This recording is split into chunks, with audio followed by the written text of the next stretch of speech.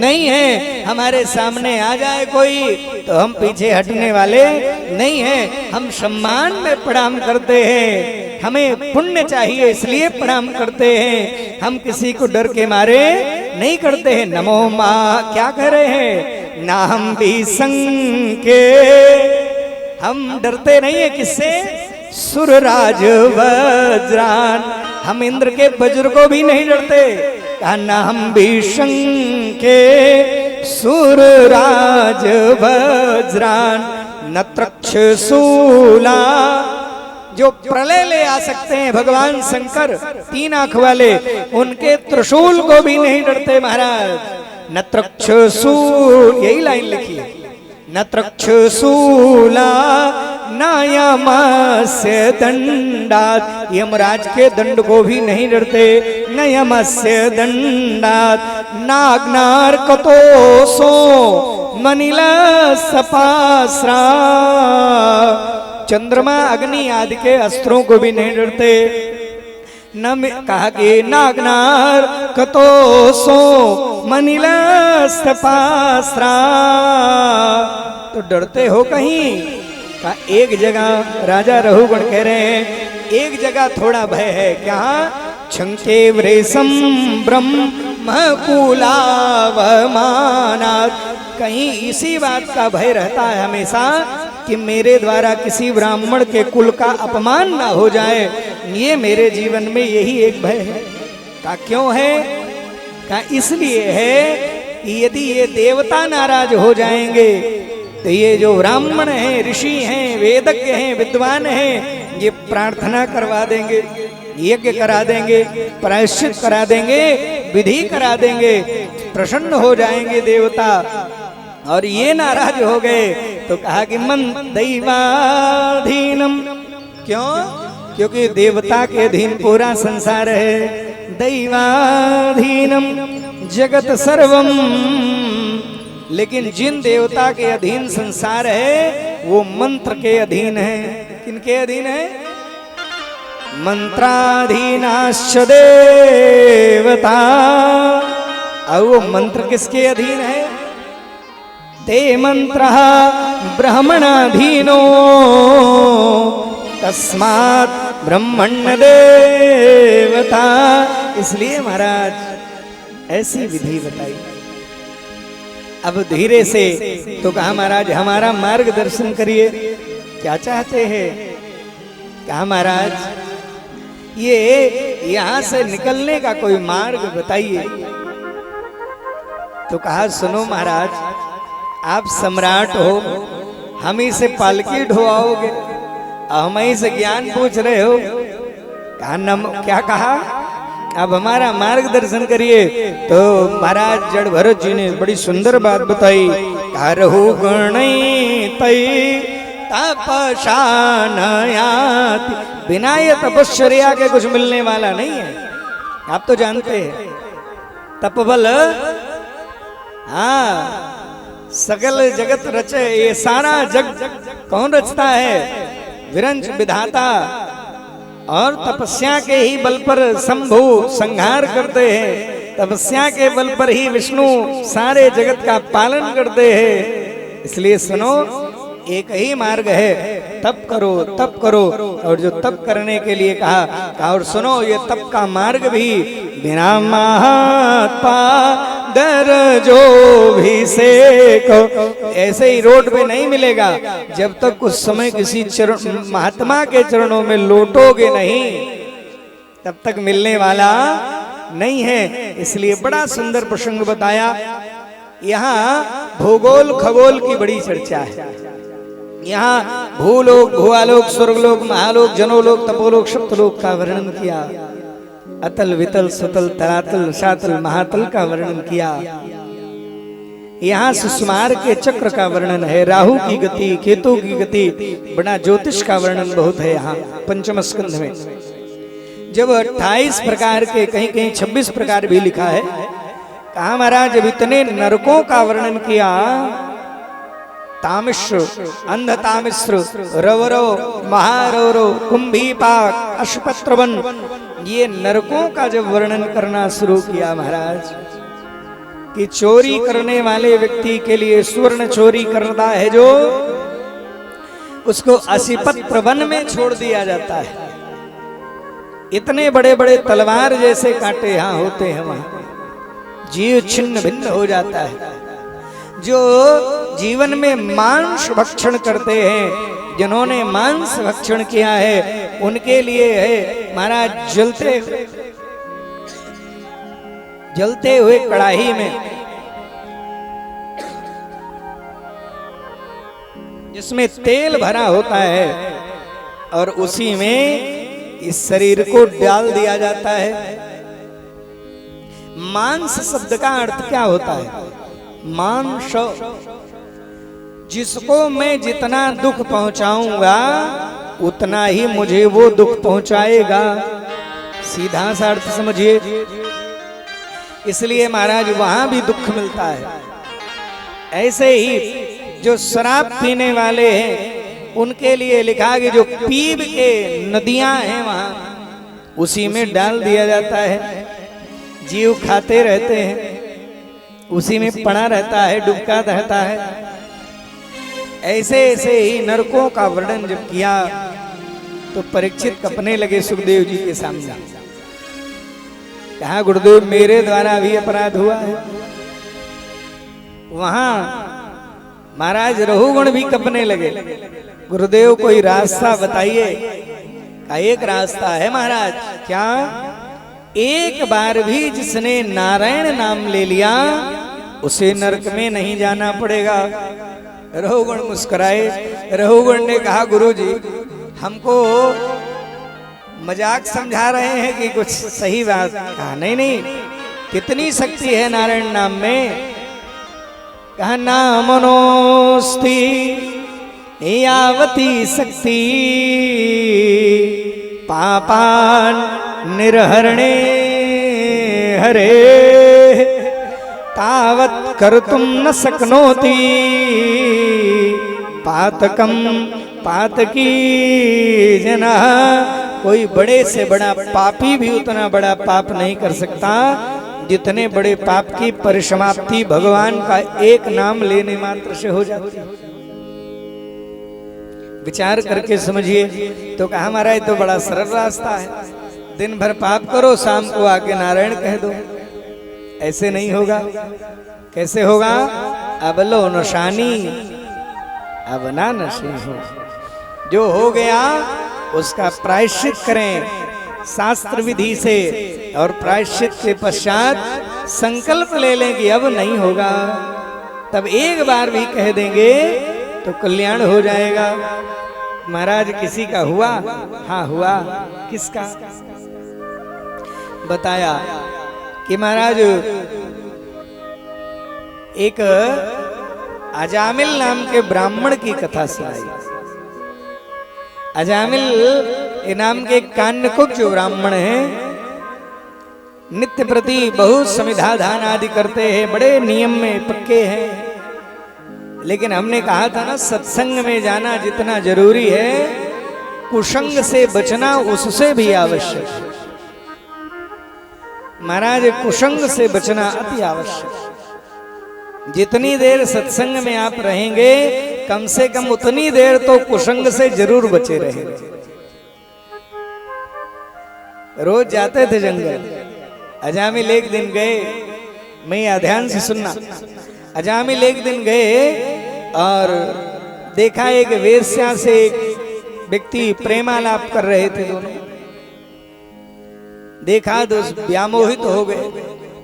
उसके रमणीयता कमनीयता पे मुग्ध होकर के महाराज प्रणय याचना किया, विवाह की याचना किया। कहा, सुनो पंडित जी, आपको देख के लग रहा है, जनेऊ देख के कि आप ब्राह्मण हो, मैं वेश्या हूं। देखना तक तो ठीक है, देखने में दोष नहीं होगा, परंतु स्पर्श करना पाप कारक है। मेरा स्पर्श मत करिएगा। कहा, जनेऊ गड़बड़ कर रहा, उतार के टांग दिए पेड़े में। हाँ, यही कर रहे हैं लोग। एक सज्जन हमसे कहे, गुरुजी पालन नहीं हो पाता है तो इससे बढ़िया है कि नवई पहने। हमने कहा, क्या चाहते हो? पालन कैसे नहीं हो पा रहा है? आपसे और कुछ नहीं भूल रहा है। पैसे का कहीं पर्स भूलता है? नहीं भूलता। मोबाइल भूलता है? नहीं भूलता। कपड़ा भूलता है? नहीं भूलता। जनेऊ 20 ग्राम का है, 50 ग्राम नहीं होगा, वो भूल जाता है। और एक बड़ी समस्या हो गई है, ब्राह्मण तो महाराज नाराज हो जाइएगा, अगर होना होगा तो कल एक रोटी और खा लीजिएगा, आज व्रत होगा। महाराज एक बात कह दूं, और लोग तो प्रायश्चित करके बच जाएंगे, ब्राह्मण का विनाश हो जाएगा यदि वो धर्म के मार्ग से च्युत हुआ तो।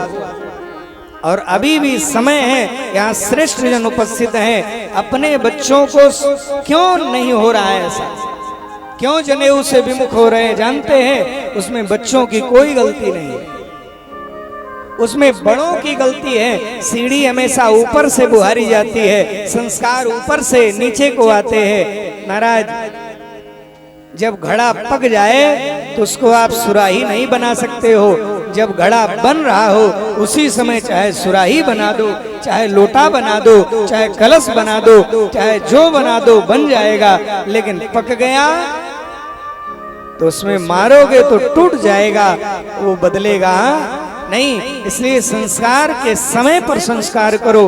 8 वर्ष से 16 वर्ष के मध्य में ब्राह्मण का यज्ञोपवीत हो जाना चाहिए। यदि 16 वर्ष के अंदर में यज्ञोपवीत ब्राह्मण का नहीं हुआ तो प्रायश्चित करना पड़ेगा। विचार करिएगा, उसकी व्रात्य संज्ञा हो जाती। कौन सी? व्रात्य हो जाता है, व्रत से विमुख हो गया, व्रात्य। और उसके लिए व्रात्य स्तोम करना पड़ता है, प्रायश्चित, जो बड़ा कठिन है। नहीं चंद्रायण करना, चंद्रायण भी कठिन है। इसलिए 16 के पहले यज्ञोपवीत बच्चों, अब तो एक नया नियम बन गया है, जब महाराज विवाह होगा तब जनेऊ होगा। आप अपने संस्कारों को समझो कम से कम। बड़े बड़े विद्वान, हम तिवारी, हम सुकुल, हम पाड़े, हम मिसिर, लेकिन यज्ञोपवीत भी समय पर नहीं हो रहा है, ये बहुत दुखद है। इसको संभालो। क्षत्रियों को क्या कहे, वो तो सब लाइसेंस ले चुके हैं। उनके यहाँ भी नियम है कि 22 वर्ष में उनका यज्ञोपवीत हो जाना चाहिए। यज्ञोपवीत पहनना नहीं चाहते महाराज, यज्ञोपवीत धारण करिए, नियम में बंधिए। पशु बिना नियम के होते हैं, मनुष्य में नियम होना चाहिए। यदि धर्म नहीं है, नियम नहीं है, तो आप चलते फिरते पशु हैं, आप मनुष्य नहीं हैं। मनुष्य को नियम में बंधा हुआ होना चाहिए, किसी संस्कार में बंधा हुआ होना चाहिए। इसलिए निवेदन पूर्वक कहूं, ध्यान से समझिएगा। वैश्या ने कहा महाराज इसी तरह वैश्य का भी यज्ञोपवीत है, 24 वर्ष में हो जाना चाहिए। सबको यज्ञोपवीत का अधिकार है, सबकी अपनी अपनी सीमा में, और सबको संध्या निष्ठ होना चाहिए। हमारे यहाँ सभी संध्या वंदन कीना, गुरु जी ने आयुष दिया, राम जी ने संध्या किया। उनके आदर्शों को मानो। निवेदन पूर्वक कहूं आपसे, कहा कि नहीं आप स्पर्श नहीं करेंगे। कहा नहीं महाराज। उनके पीछे पीछे चले गए, वहां भी विवाह का आग्रह किया और विवाह कर लिया।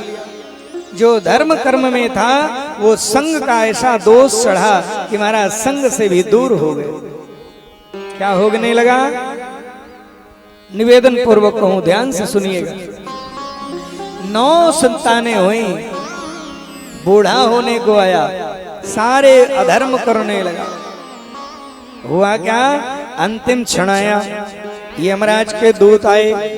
स्थिति क्या हुई? संतों के कहने से अंतिम बालक जो गर्भ में था उसका नाम नारायण रख दिया, और अंतिम बेटा नारायण हुआ।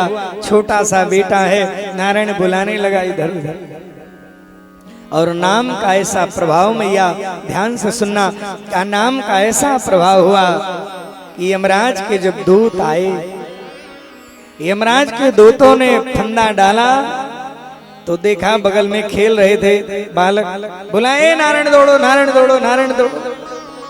जैसे कहा नारायण दौड़ो, नारायण दौड़ो, तो वो नारायण तो नहीं आया क्योंकि आबद्ध था, गला आबद्ध था, बंधा हुआ था, बाहर आवाज नहीं गई। लेकिन वो नारायण के दूत आ गए दो। बोलिए भक्तवत्सल भगवान की।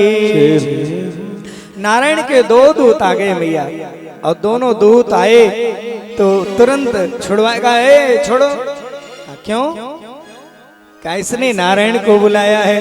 कहा भैया आपको भ्रम हुआ होगा, ये देखो खेल रहा है, उसको बुलाया है, ये वो वाले नारायण को नहीं जानता है। कहा भैया सुनो, वो वाले नारायण पहले आए कि पहले ये? कहा नहीं, पहले तो वही।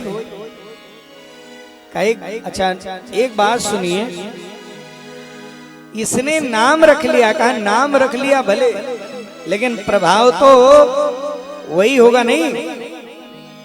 अगर बच्चे का नाम यशपी रख ले कोई